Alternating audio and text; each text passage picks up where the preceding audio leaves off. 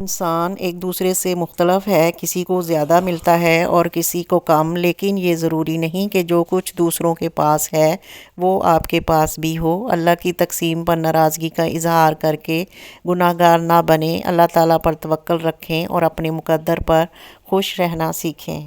ابن قیم رحمۃ اللہ علیہ کہتے ہیں، اپنے دلوں کو 3 جگہوں میں ڈھونڈو: قرآن سننے کے وقت، ذکر کی محفلوں میں، تنہائی کے اوقات میں۔ اگر ان 3 جگہوں میں دل نہ پاؤ تو اللہ سے سوال کرو کہ وہ تمہیں ایک بیدار دل عطا فرمائے، کیونکہ تم دل سے محروم ہو۔ نیٹ شروع ہو کر یہ اعلان کرتا ہے، جو شخص بھلائی کرنے کی قدرت رکھتا ہے تو کر لے، اس لیے کہ میں دوبارہ لوٹ کے آنے والا نہیں۔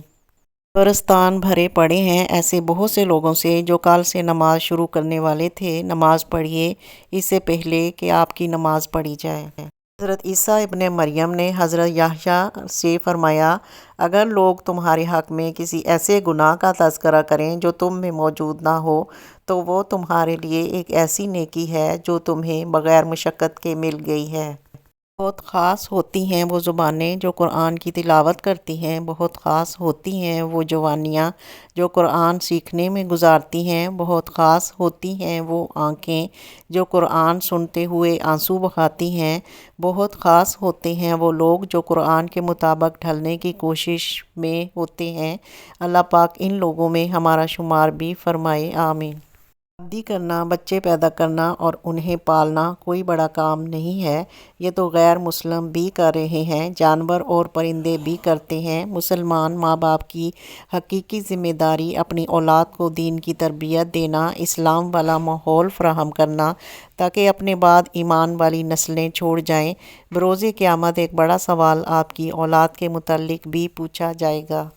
اگر اولاد کو تحفہ نہ دیا جائے تو وہ کچھ دیر روئے گی، مگر علم نہ دیا جائے تو ساری زندگی روئے گی، اور اگر دین نہیں سکھایا تو قیامت کے دن بھی روئے گی۔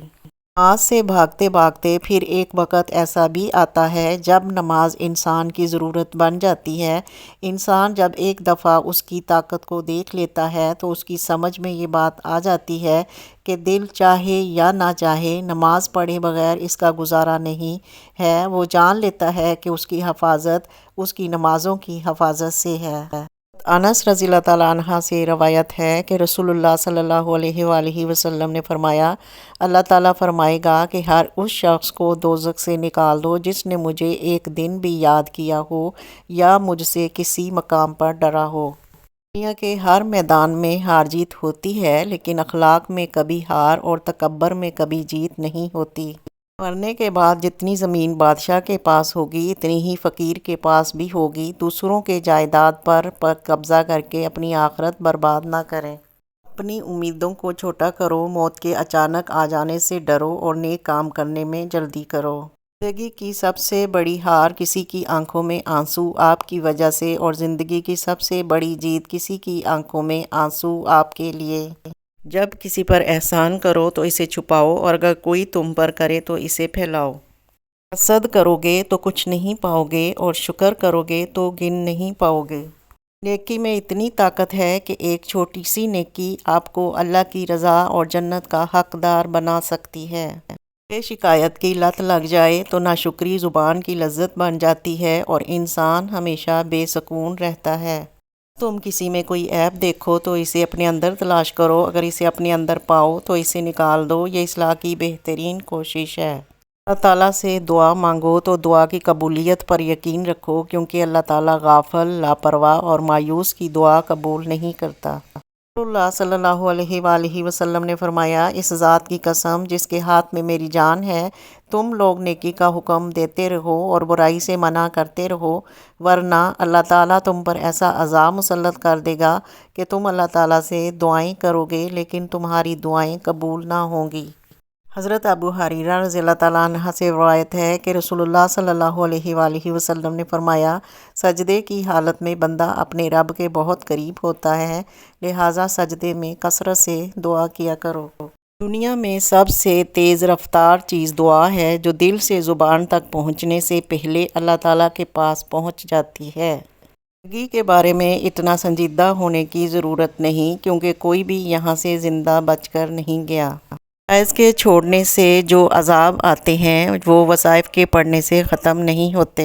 سے جب بھی مانگو ہدایت مانگو، کیونکہ اللہ تعالیٰ بغیر مانگے سب کچھ دیتا ہے، مگر ہدایت ایک ایسی چیز ہے جب کوئی اللہ تعالیٰ سے اس کو مانگتا ہے تو اللہ تعالیٰ عطا کرتا ہے۔ اللہ سے دعا ہے کہ ہم سب کو ہدایت عطا فرمائے، آمین۔ کو عقل مند سمجھنا ہر بیوقوف کا حق ہے، لیکن دوسروں کو بیوقوف سمجھنے کا حق کسی عقل مند کو بھی حاصل نہیں۔ حضرت ابو ہریرہ رضی اللہ تعالیٰ عنہ کہتے ہیں کہ رسول اللہ صلی اللہ علیہ وآلہ وسلم نے فرمایا، نیک اعمال کرنے میں جلدی کرو، ایسے بڑھاپے سے پہلے جو عقل کو کھو دینے والا ہے۔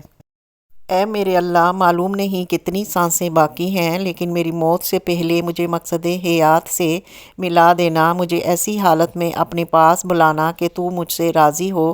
مجھے سمجھ آ گئی ہے کہ صرف اللہ ہی ضروری ہے، ہم جانتے ہیں سب فانی ہے اور صرف اللہ باقی ہے۔